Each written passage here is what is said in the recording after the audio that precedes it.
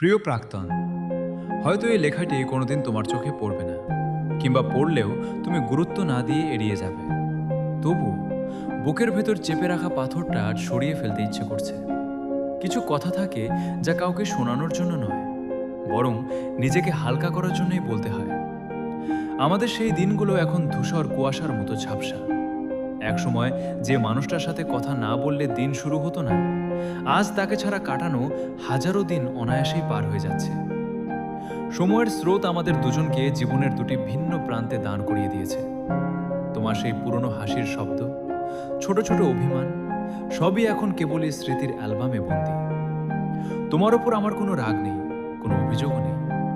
জীবন শিখিয়েছে যে সব সময় সবকিছু নিজের মতো করে পাওয়া যায় না। হয়তো আমাদের গল্পটার সমাপ্তি এভাবেই হওয়ার ছিল। তোমাকে ধন্যবাদ, ভালোবাসতে শেখানোর জন্য এবং জীবনের একটা মূল্যবান অধ্যায় হয়ে থাকার জন্য। মাঝে মাঝে ভাবি, কোনো এক বৃষ্টি ভেজা বিকেলে যদি ব্যস্ত কোনো মোড়ে আমাদের আবার দেখা হয়ে যায়, তুমি কি আমায় চিনতে পারবে, নাকি একদম অচেনা কাচেনা কারো মতো পাশ কাটিয়ে চলে যাবে? তোমার প্রতি আর কোনো দাবি নেই, শুধু দূর থেকে তোমার ভালো থাকার প্রার্থনাটুকু রয়ে গেল।